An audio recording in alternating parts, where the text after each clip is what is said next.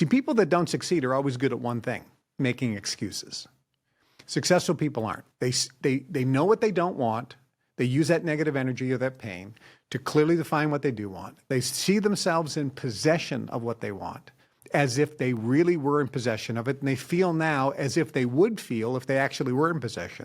So the point is, this is what wealthy people do. Your mind creates reality.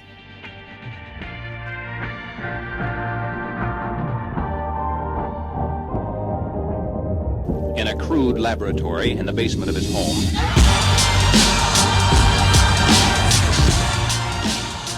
All right, Kevin, man, it's such a pleasure to have you on the show. Thank you for taking time with us today. It's my pleasure. Glad to be here. So, highly successful guy.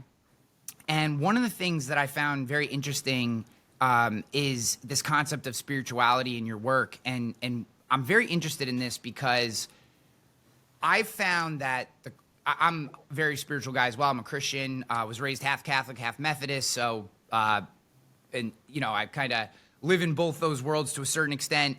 But I found that the more I've developed the spiritual side of my life, the more successful, the more fulfilled with where I am, yet still driven I've become. And I'm very interested in how that manifests in your life and how it's played a role in your success. Well, there's an interesting concept that I coined many years ago called spiritual materialism. And it talks about the fact that there is not a distinction between spirituality or consciousness and making lots of money.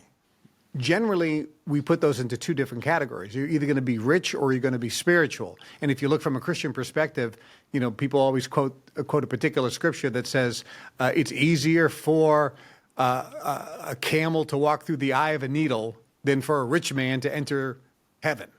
Mm-hmm. And that's really a misquote and a mistranslation of the actual. The eye of the needle was actually a door into the city. And the camel, in order to get in, had to unpack, in other words, leave all the material stuff there, get on its knees, humble itself, and go through the door, and then all the material stuff came in with it. So it's a really little misunderstanding of what it says. But the bottom line is, everything is spiritual. A spiritual guru years ago was asked, "Show me where God is."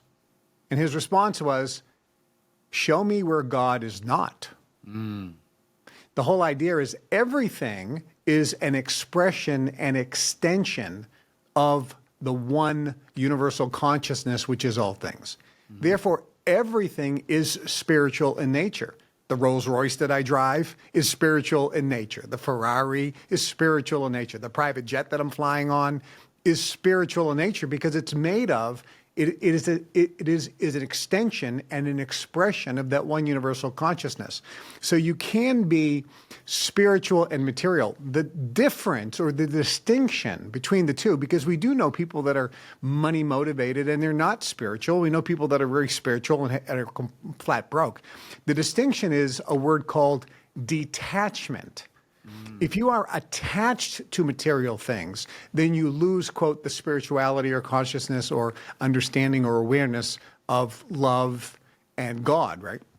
But if you are detached from things and you use things and love people instead of using people and loving things, that's when you attain freedom and liberation on all levels and dimensions, and you can become successful materially or financially to any degree you want, but more important, as you pointed out, fulfilled. You have a sense of peace, a sense of certainty, a sense of centeredness and oneness and connection, so that when you go to sleep, you have a smile on your face, and you go to sleep tired instead of bored, and you wake up excited instead of tired. So I love that. One of the core values that I operate through and have to remind myself constantly of, and am trying to teach to my children. I have 11 and 9-year-old sons, and is this idea of detaching from the outcome, right? Not that the outcome's not important, but we have to detach from it, because that attachment to the outcome of any activity that we take, right, immediately applies stress, pressure, anxiety, emotional connection, pushes us in a way that takes us from the activities that we need to do, right? We start focusing on this outcome and not the actual things that are going to get us there, and our enjoyment and fulfillment in those activities. And, is this, one, do you agree with that premise that this idea of detaching from the outcome is a way to ultimately, like, I found the most success in my life when not that I didn't want the outcome, right? But I detached from it and focused on enjoying, finding passion, energy, excitement, purpose, meaning in the things that would ultimately lead to the outcome. And is that where you seem to be going? Or You're one of the first and only people that I've ever met that actually articulated that and have that awareness. In my trainings, like Your Wish is Your Command, How to Manifest Your Desires, my audio course or my book, and some of the other courses I have, the Success Mastery course, the Science of Personal Mastery course, I talk about a missing key to the law of attraction or the missing key to the manifesting formula. And that missing key is detaching yourself from the outcome, releasing an attachment to a particular outcome, which is what you just said. I mean, that really is the missing key. Not being attached to a particular outcome releases or frees you from thinking about and feeling the fact that you don't have it or the lack of it, which if you're in that mode, if you're feeling the lack of something, the fact that you don't have it, the absence of it, you're not going to attract or create or manifest that in your life. And that's why what you really just described is the definition of the axiom, the journey is the reward. Yeah. Or success is the progressive realization of a worthwhile goal. It's not the attainment of it.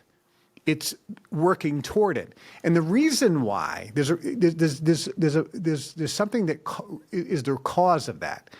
We think that we want to attain things in order to gain happiness. That's not true. The most powerful chakra in the body, right, is the sexual chakra. We have that drive for procreation, for survival through sex, and it's a major, major drive, and we all know this. But it's not sexual drive. We talk about the sexual chakra, for those who know about chakras. It's really not a sexual chakra. It's a creative chakra.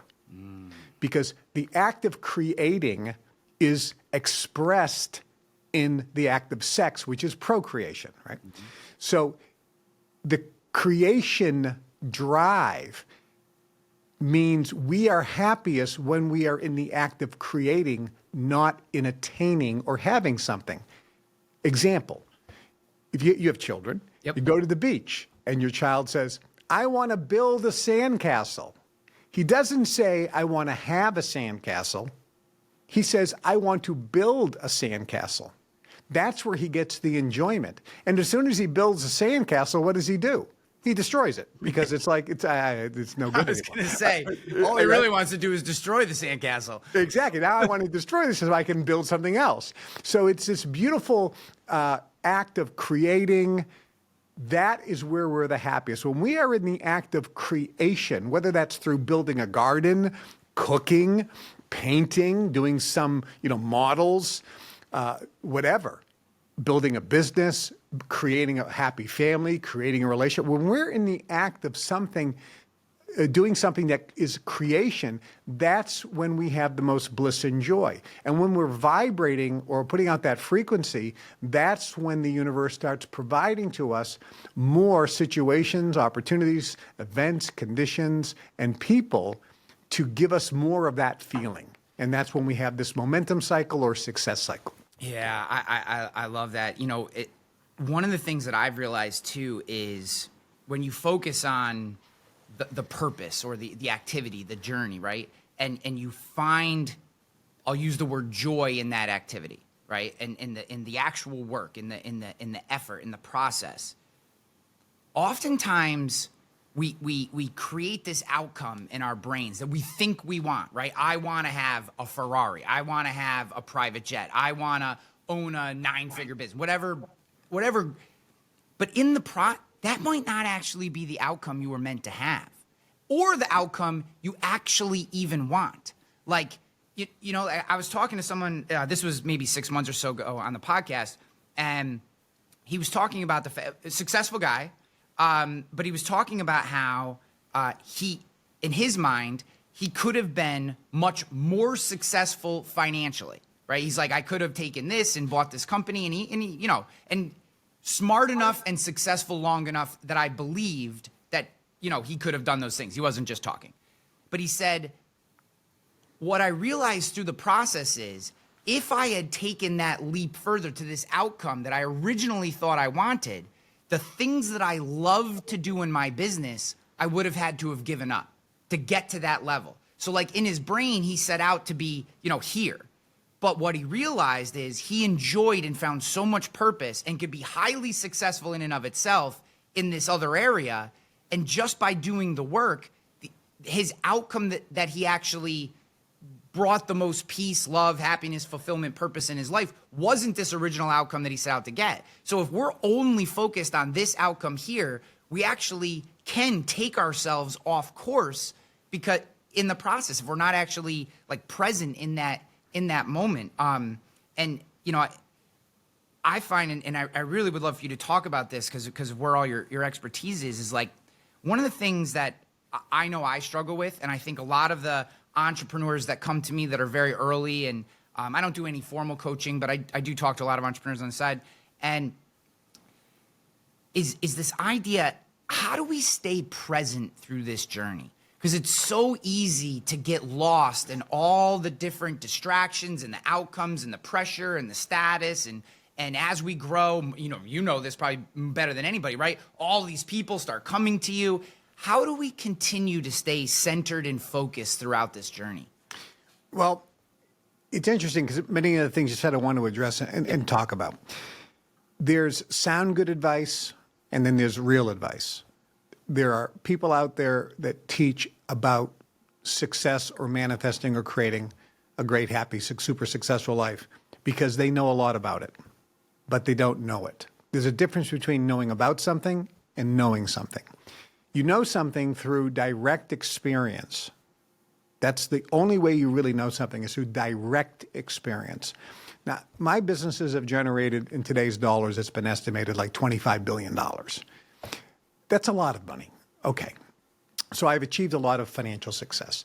The people that I associate with, I was, whether it's prime ministers or presidents or, business tycoons and moguls around the world, I was spending a week with 30 guys, and we kind of would messing around, figuring out what's our total net worth, between us. And when you added in the money that we control, because one guy was the chairman of one of the largest hedge funds in the world, it was over almost $1 trillion. Holy shit. Okay, in money you control.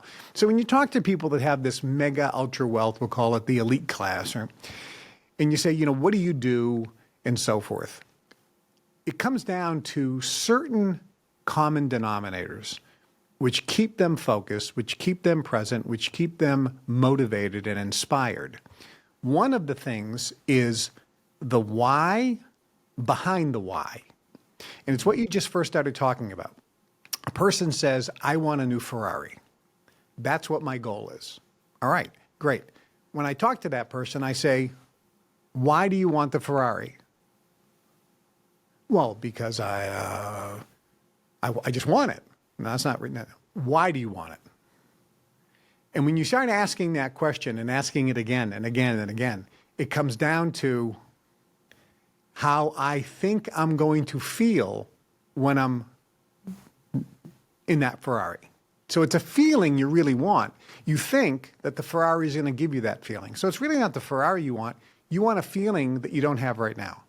And in fact, you really want other people to think about you in a certain way. Mm-hmm. That's what you really want. And people get beat red and they go, yeah, I feel embarrassed, but yes. And so what it really comes down to is... Can I stop you there 1 second? I'm sorry to interrupt you, but you just said something and I just don't want to lose this. Do you think someone should feel embarrassed for having that feeling?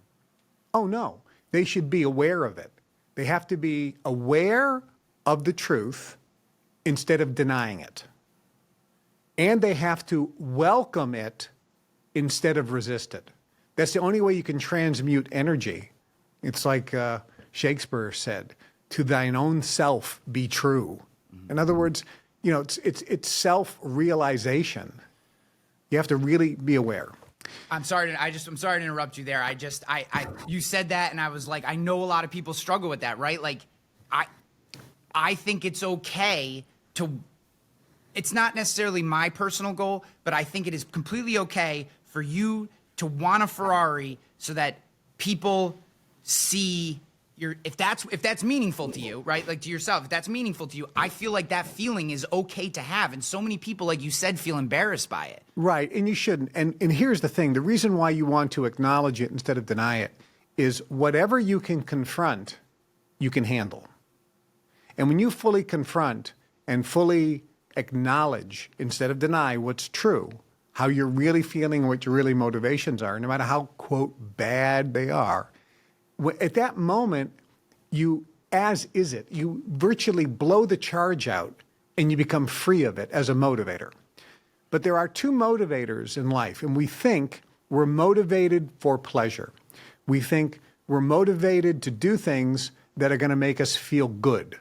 So we're motivated to do things, attain things, because it's going to give us joy and pleasure and happiness and all these good feelings. And that's true to an extent. But you know what's more powerful than that? Being motivated to avoid pain. If you don't find pain, which is really the why behind the why, you see, winners in sports, and I was just talking to an NFL professional athlete who was on Super Bowl teams, and he said, we love to win, but we hate losing more. Think about that. And remember Vince Lombardi, Green Bay Packers, super coach? He said, show me a good loser, and I'll show you a loser. Yeah. So you have to use that driver, which is avoiding pain, in order to be motivated to clarify what you really want in life.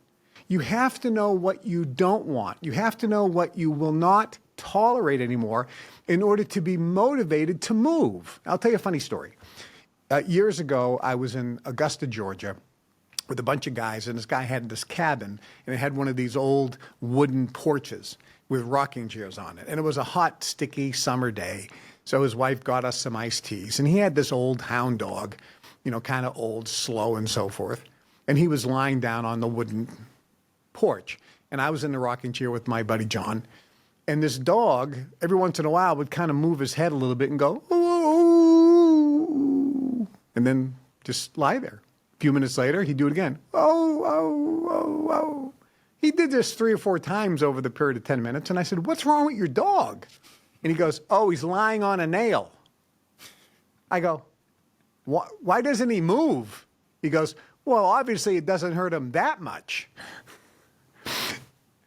Unless we have pain that we absolutely cannot and will not tolerate anymore, we will not be motivated to move. When somebody says, you know, I like my car, I like my house, I like my life, it's never going to get any better.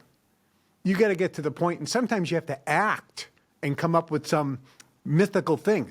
There was a great documentary on Netflix. It's called The Last Dance. It's about Michael Jordan and the Chicago Bulls. When you listen to Michael Jordan, in every instance, he kept on saying how he found something that got him mad. He found another player on the other team that slighted him, that disrespected him, and he got mad, and he used that as the motivation to beat the guy the next day. And in one particular instance, he said, yeah, we were playing the Detroit Pistons, and such a player, he goes, they beat us handedly in the playoff game. And at the end, that player came up to me. He was guarding me, so I was on him. And he said, nice game, Mike. And he gave me this smirk. Mm-hmm. And he walked away, and I thought, that son of a, I am going to smoke him in the next game. And he goes, I got so mad. That's all I could think about. I was steaming for 2 days. And when the next game happened, I smoked him, and we killed that team. And then he says, but that never happened. I made that up in order to motivate myself. Mm-hmm. I mean, think about that. One of the greatest basketball players or athletes of all time, creating something negative, some pain, in order to inspire and motivate him and drive him toward what he wanted, which was to win the championship. So we have to have that why behind the why in order to be motivated. If you read any book on success, I don't find that in any of them. It's just not there. It's not taught by success gurus or experts. And many of them are well-meaning. And I know most of them. I travel with Zig Ziglar and Brian Tracy and Jay Abraham and Charlie Tremendous Jones and Earl Nightingale back in the day.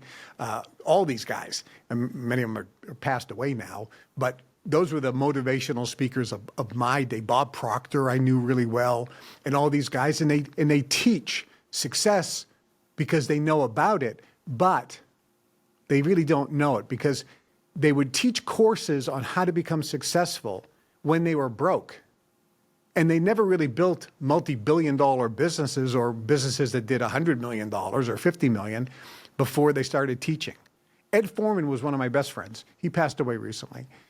He was worth hundreds of millions of dollars in oil and gas development. He became a U.S. congressman. He was the only guy to be elected to Congress twice from 2 different states. Mm-hmm. He made millions in real estate, millions in the restaurant business. He was in ready-mix cement business. Only after he had accumulated a net worth of several $100 million, and this is back in the 70s. That's a lot of money today. That's about $1 billion today. Only then did he actually give a speech on the art of successful living. And when he would talk, people's jaw would hit the ground. Their eyes became big as saucers, and they said, there's something different about this guy. Yeah, the difference was he's actually speaking from experience. He has a depth of knowledge. He knows success, and he knows the principles of success, and he knows the formula for success. He just doesn't know about it. And those distinctions that you learn from true experience, it makes all the difference. So just on the Michael Jordan thing, guys, if you haven't watched Last Dance and you are involved in business in any way, you have to watch. It's like a master class. Even though it's about sports and Michael Jordan and the Bulls, it's a master class that you can apply to business. Absolute master class. And it's a master class in leadership too with Phil Jackson. I met Phil Jackson at the Golden Door Spa in California. We spent a week together. I had to spend a chance to visit with him for a little bit there. And he's, when you watch his leadership style, the leadership style that he employed was uniquely needed for that group of people.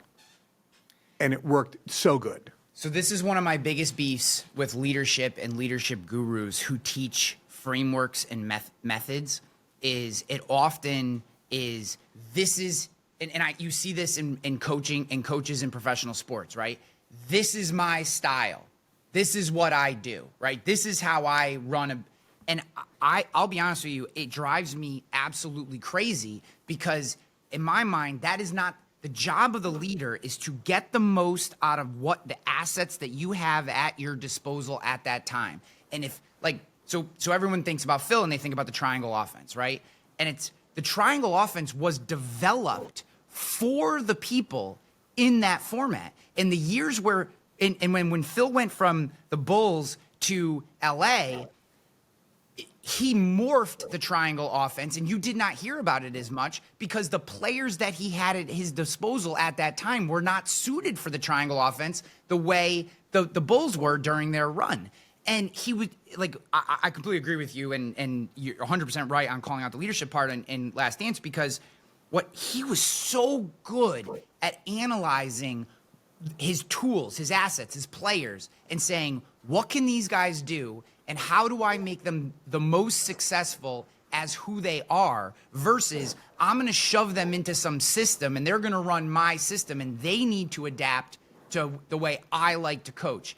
And that is a mentality that I feel like almost some people see as like a weakness. Like, oh, you don't have a style, you don't have a framework. And it's like, my framework is maximizing the assets at my disposal, right? That to me is such a much more powerful way of approaching a business, a sports team, etc., than this, I'm going to shove you into my system and now you need to adapt to me. There was A guy came to me years ago when I was learning. I was a member of an organization called the Brotherhood. I got inducted back in the late 60s when I was very young. Call it a secret society. It was a private elite group where people were trained on how to use their mind and manifest things and do a lot of other interesting things.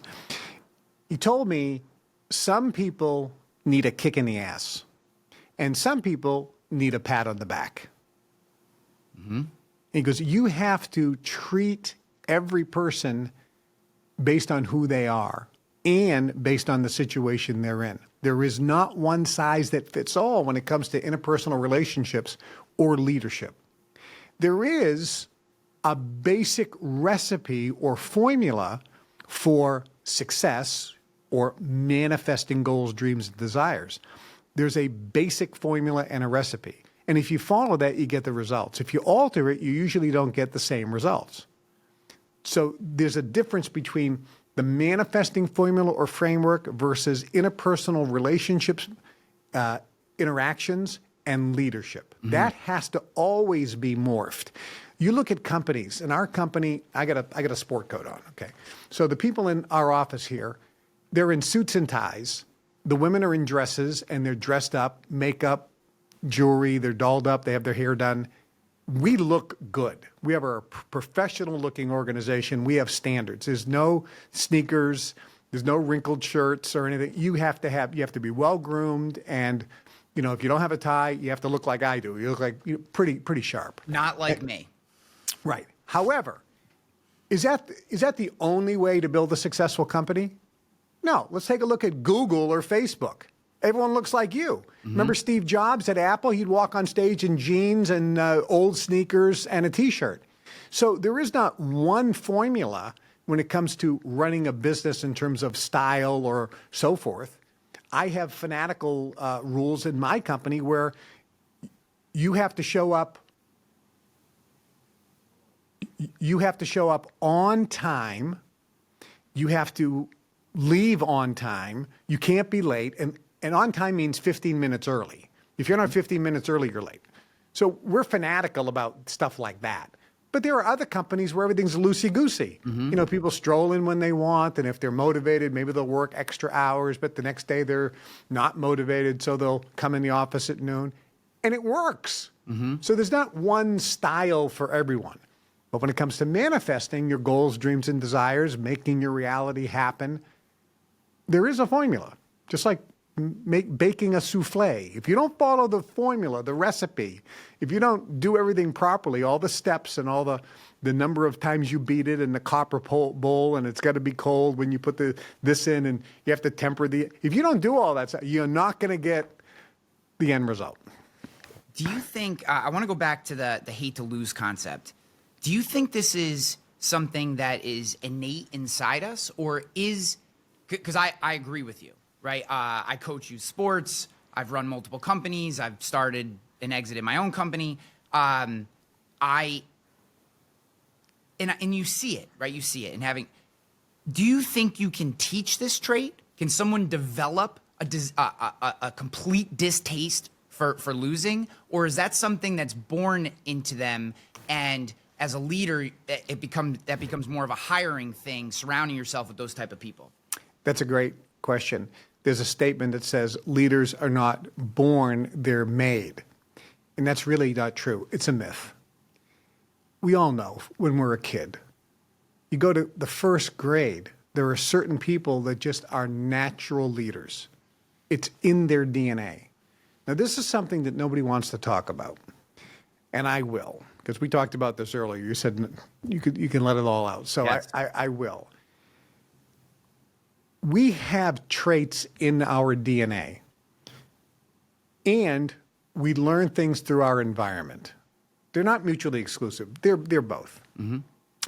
If you want to breed an attack dog, you find a vicious attack dog and then another vicious attack dog, a male and a female, and you breed them, and they give out puppies, which are vicious attack dogs from the moment they're born.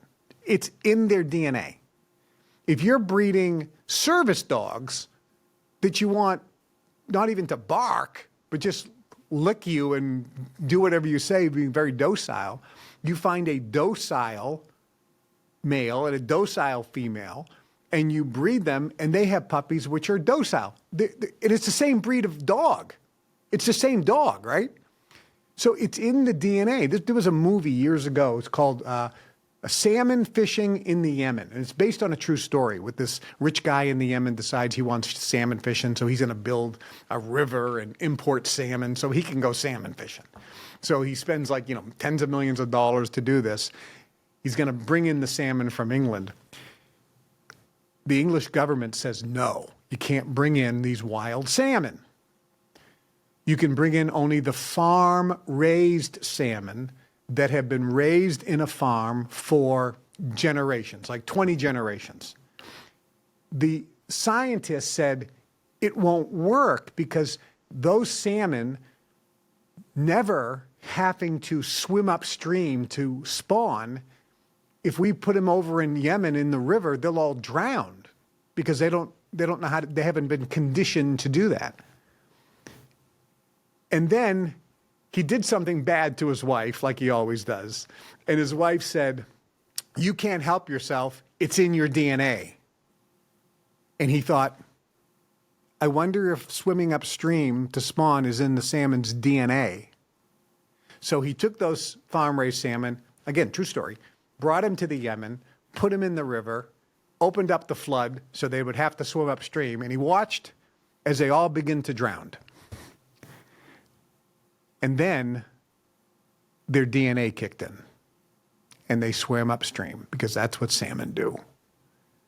And he said, it's in their DNA. So we have traits in our DNA. There was a story of an Italian couple that went to Japan. The woman gave birth. Right after birth, the husband and wife were killed in a car crash, virtually within weeks. The baby was adopted by a Japanese couple, this Italian baby. That baby never left Japan, only spoke Japanese perfectly, never learned another language, went to Japanese school, learned Japanese customs, and only was associating with pure Japanese. That kid still talked like this because he was Italian. Yeah. Italians talk with their hands. And he was like excited, and he would, against all Japanese custom, it's in his DNA. Personality traits, whether it's leadership or drive or motivation, is in our DNA. We can get better. Another example. You take two professional concert pianists, man and woman. They have a child. That kid is going to be outstanding playing the piano. It's in his DNA. You take somebody whose ancestors on his mother and father's side have never played a musical instrument and can't hold a tune. And for some insane reason, this kid says, I want to learn how to play the piano. He ain't going to be very good. But if he takes lessons every day, after a year, he's going to play the piano. He'll never be a concert pianist. He'll never be that good, but he will get much better. And by doing that, he actually changes his DNA. And then if he has children, they now have an inclination to excel playing the piano. This has all been researched and studied, by the way. I'm not just giving you a sound good answer here. I'm giving you data from research that has been going on for decades in these subjects. So the point is leadership skills, drive, success, it's in our DNA. And if a person like me came from ancestors that were all poor on my father's side and my mother's side, I didn't have that in my DNA. I had to have it trained in. And when I joined the Brotherhood in the late 60s and went through all that training, I started to get better and better and better. So it can be learned, but it's also in the DNA. Yeah. I want to change our direction just a little bit, and I want to talk about our place and time in this moment. And I think for some, they see this as a very tumultuous time. To me, all times seem fairly tumultuous. But I know a lot of people are struggling with you got the news, you got politics. It feels like the market's all over. Some people like Trump and what he's doing. Some people don't. It feels, at least from a noise perspective, let's say simply from a noise perspective, like a very tumultuous time. And let's frame this as entrepreneurs who are maybe newer in the journey, not necessarily age-wise, right? People who are trying to grow something today. How do we work through this? Like, the most questions I get are around focus. They're around prioritization, like cutting through all the nonsense. There's now all these AI tools that are like, if someone sits down with you today and they're in this position, they have a business, but it's early, they're trying to grow it. Like, what is your first piece of advice that you're going to give them to get through? I call it escape velocity, right? That moment where you're no longer thinking that at any moment that thing's going to blow up. My friend Ed Foreman, who I mentioned earlier, was worth hundreds of millions of dollars in real estate, ready-mix concrete, oil and gas development, restaurants. He was sitting down with his accountant one time, and his accountant said, your ready-mix concrete business is up 30% over last year. Your real estate business showed a 10% increase in profitability over the last year. The oil and gas development business is up 50% over last year. And your restaurant business is up 70% in profits over last year because of the cost-cutting measures you did. And the accountant said, Ed, how do you explain that? We're in the middle of one of the worst recessions since the Great Depression. And Ed said, yeah, I know. I just chose not to participate. That's what it comes down to. The bumblebee, for decades, aeronautic scientists analyzed the bumblebee and said, we know, based on all known aeronautical facts, that the bumblebee, based on the weight and size of its body, aerodynamic shape, and the size of its itty-bitty wingspan, cannot fly. The bumblebee doesn't know that, so it flies anyway. Look, when your attitude's right, the facts don't count. Because what most people think are facts are people's opinions anyway. Mm-hmm. Henry Ford said it best, whether you think you can or if you think you can't, either way you're right. John D. Rockefeller said, in every adversity, and this was quoted by Napoleon Hill in the book Think and Grow Rich, but it came from J.D. Rockefeller. He said, in every adversity are the seeds of a greater benefit. I look at every adversity as a gift, and I pop the champagne. But he went on to say, but I don't drink it because I'm a Baptist. But it's true. Look, everything you're talking about, I have no idea what's going on in the world. Because the world is my world that I create. I create my own world. So think about this. If you didn't know who the president was, if you didn't know what party dominated or controlled Congress, if you didn't know what laws were passing, if you didn't pay any attention to that, and you were just going about your business, how does any of that affect you? It's in such a minor way, you just adapt and improvise anyway.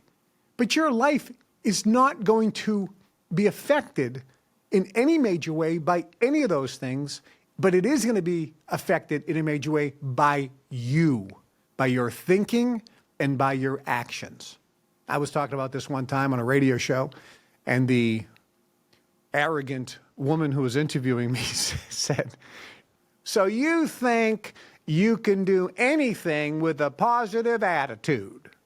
And I said, no, actually, you can't do anything with a positive attitude, but you can do everything better than if you have a negative attitude. Amen to that. So Zig Ziglar, one of the greatest motivational speakers of all time, and a good friend of mine, he passed away. We used to travel together. He said, it's your attitude, not your aptitude, that will determine your altitude in life. Mm-hmm. It's how you look at the situation. I'll give you one more quick story. Zig Ziglar and Ed tell the story about what happened. And it was actually Zig when he was speaking at the Chamber of Commerce meeting in Detroit, Michigan. This is when the big three automakers were it. Mm-hmm. And he was sitting up there at the head table, going to give a positive motivational speech to the Chamber of Commerce people. And he turned to the guy who was sitting to his right, and he said, hey, how are things going with you? And he says, oh, terrible. It's the worst economic situation I've ever seen. He said, Zig, don't you realize that Ford, General Motors, and Chrysler are all on strike? That means 80% of the people who work in this community are on strike. Nobody's making any money, and I'm in the real estate business. Nobody's buying real estate. Nobody's listing real estate. It's the worst crisis financially for me and my family and my business that I've ever seen in my entire career. And I'll tell you something else. If this strike continues for another 6 weeks, I'm probably going to have to file bankruptcy, close shop, maybe even move out of the state. And Zig's thinking, this guy's giving me my warm-up. I'm supposed to be doing a motivational talk, so I better get away from him. So he turned to the woman sitting to his left, and he says, how things going with you? And she says, haven't you heard about the strike? And Zig was like, that was a dumb question. Why did I ask that? Yeah. He says, yeah, I heard a little bit about it. And she says, well, my business is terrific. He says, what type of business you in, lady? She says, I'm in the real estate business. He goes, wait a minute. How do you explain that? She goes, well, the people who work for Ford, General Motors, and Chrysler, they're union workers. They know they're going to go back to work anyway. And when they do, they're going to have a better contract than they did before. They're going to have increased pay, increased fringe benefits, and increased security. So right now, husband and wives have all the time in the world to shop for the dream home of their choice. She goes, Zig, I've listed and sold more pieces of property in the last 6 weeks since the strike started than I have in the previous 6 months. She goes, so let me tell you something else. If this strike just continues for another 6 weeks, I'm going to make so much money, I'm going to take the rest of the year off. Now, here are two people, one on each side, both in the same community, dealing with the same customers, selling the exact same product, real estate, using the same multiple listing service. One's going broke, one's getting rich. Based on what? The way they look at the situation, their attitude. Attitude is the key. This is the number one lesson that I teach to my children. I probably say it to them every single day. And I do these little monologues when we're in the car. And I'm sure someday they'll have plenty of therapy bills for all the things that I've said to them. But I just pound them over the head with this attitude and effort. I'm like, guys, because they play a lot of sports. They're young, so that's a big part of their life. So that we talk a lot about that. And, good day, bad day, outcome, hit, no hit, strikeout, whatever. I'm like, guys, it doesn't matter. You're 9 and 11. All that matters to you is attitude and effort. Just show up, work hard, right? Work on your skills, focus on what you're doing, and all the outcomes will come with time. But it's attitude and effort. Because if you don't have attitude, the right attitude, and you don't put the effort in, the outcome's impossible. It's an impossibility without those two things. And what's funny is I started sharing that with some of my communities and groups and different people. And the amount of people, adults, who don't even consider, maybe effort, some will focus on effort, that consciously and intentionally consider their attitude on a day-to-day basis, to me, is mind-boggling. And to your point, you can see it. So I do a lot of speaking. I was just at a conference last week, and they had me in my home industry where I've spent the most time in my career is the property casualty insurance industry. So they had me in, and everyone's concerned about AI. How's it going to impact our industry? How's it going to impact the people? Lots of concerns, lots of fears. And you could see the difference in the audience between the individuals who felt confident and were looking at this as an opportunity and the ones that didn't, simply by the way they were sitting in their chairs. And I can tell that based on, as I went through what I was saying, how they reacted, right? As I shared, and my message was, guys, this is the greatest opportunity we've had in history, right? Like this is pure, unadulterated opportunity. If you want to get it, now's the time, right? But you could see like those who were fearful and didn't have a mindset of abundance and positivity and hadn't worked on these things in their head, they're even though they're hearing opportunity, they're getting smaller and smaller in their chair. And by the end, I think I had most of them, but the ones that were already believers, they're like, I could see they like wanted to jump out of their chair. They're like, whoa, wow, I love what this guy's saying. And it is so incredible that, and this goes back, and I want to finish with, this is what I want to finish with. This is why I went there. You've mentioned many times manifestation, law of attraction, vibration.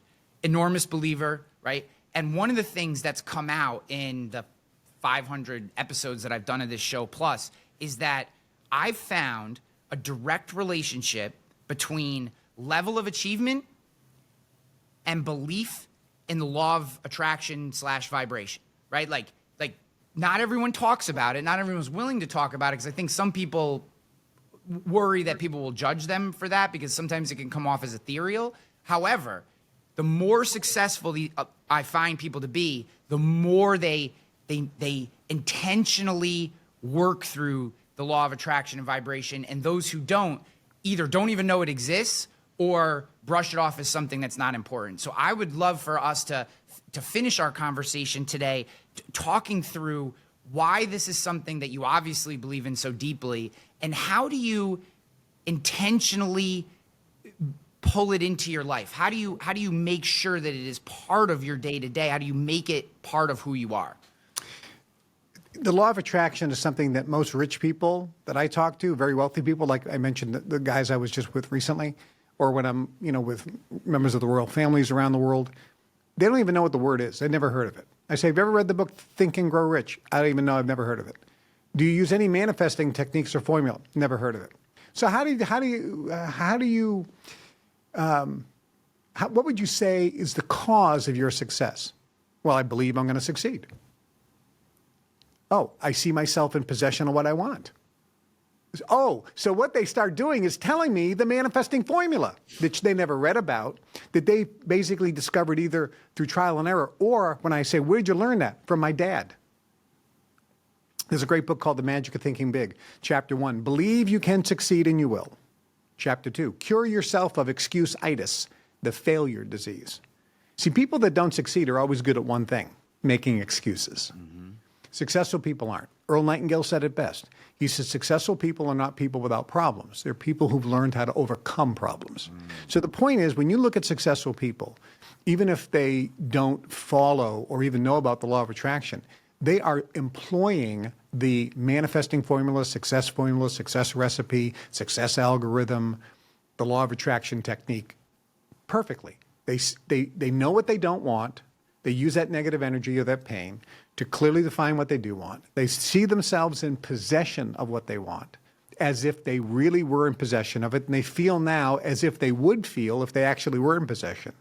Then they release an attachment to that particular outcome and say, listen, if it doesn't happen, it's okay. And then they enjoy the process of creating because they know that the journey is the reward. And then they're motivated to succeed. They go dream building. They speak positive self-talk. They give themselves pep talks. Liberace became the highest paid entertainer in the world at the time. 3 years before that, he was probably the lowest paid entertainer in the world at the time. He went from zero to the top in 3 years.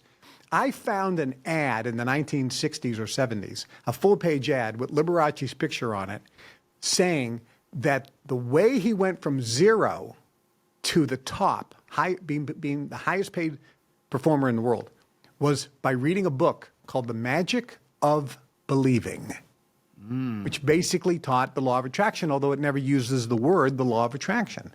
It says, believe you can succeed and you will. See yourself in possession of it. There are people that have read those books. Bruce Lee, for example, read Think and Grow Rich, and he wrote down, we actually have a copy of his original writing mission, which is to have $10 million in the bank by producing the best martial art movies. When he wrote that, he was washing dishes in San Francisco, completely broke, not a nickel to his name, when he wrote that and made that goal. But right before he died, he had in his bank close to $10 million. And this is back in the 70s. So we're talking over 100 million today. So it works, absolutely. One of the greatest success stories, I think, in the world or in history, clearly in modern times, I think, is Arnold Schwarzenegger. Here's a guy who doesn't speak English very well, comes to America and becomes #1 in bodybuilding and makes a fortune. Then, a lot of people don't know this, he got into real estate in California. He owns a third of Beverly Hills real estate. And he made tens of millions of dollars in real estate. became one of the top real estate investors in California.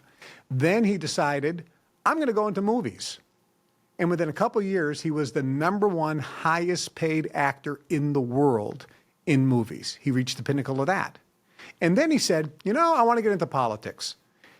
I can't become president because I'm not a natural born U.S. citizen. So the highest level I could achieve in politics would be governor of the largest state in America, which is California. He then sets that goal, never ran for political office, runs for governor, wins, then wins again. He wins 2 terms.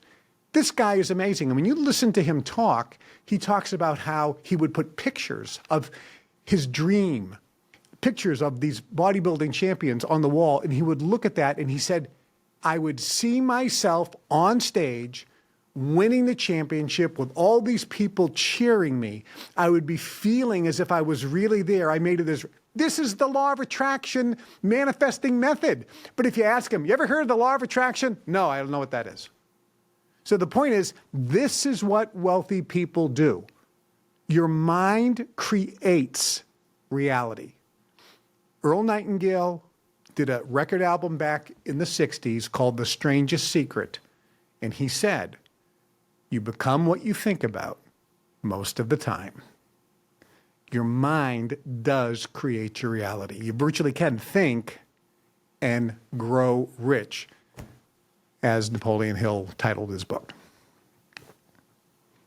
Kevin, I could talk to you for 4 more hours. I think we misscheduled our time together. I can't, guys, if you're listening and this is something that you fight against, we just got a 45-minute masterclass, and I appreciate the hell out of you. Where can people dig deeper into your world? I know you have courses, a tremendous book, best-selling author. Where do you want people to go to get deeper into your world? Because knowing my audience, they are going to be eating this stuff up, and they're going to want more. I do have a show on YouTube called The Kevin Trudeau Show, Limitless, but they can go to kevintrudeau.com, KEVINTRUD, like David, EAU.com, kevintrudeau.com. Everything is right there. They go to kevintrudeau.com, they'll see all the things I have, the books I have, the YouTube show, et cetera, et cetera. Guys, and if you're driving or whatever right now, just scroll down, description will have links to everything so you can get to Kevin's stuff. Appreciate the hell out of you, man. Like I said, I could talk for another 3 hours. This is wonderful, and I couldn't agree more. I write down every day in my journal, what you focus on is who you become. And sometimes if I'm struggling with it, I'll write it multiple times if I feel like I haven't been true to that mission. But this is something that I feel like I wish I had learned earlier in my life. I now completely appreciate the concept. And there is a direct relationship to this. And I think it speaks to where we started with spirituality. How you can believe that there is a greater natural power, whether you call it God or the creator or however you want to frame that in your mind, how you can believe that exists and somehow your thoughts don't impact where you go is crazy to me. So I appreciate you. Thank you so much. And anytime you want to come back on the show, you have an open invitation. This has been fantastic. Well, you've been terrific, and I'm really impressed with everything you said. And I have to say, I'm on a lot of shows. People always want me on. And most of the time when people are saying, I have to kind of correct them a little bit and kind of get them on the right track. But you hit the nail on the head. You got this, man, and I'm really impressed. Oh, thank you so much. I wish you nothing but the best. Although I have no doubts that you're on that path and have already achieved so much. So thank you so much. Thank you. We'll talk to you soon.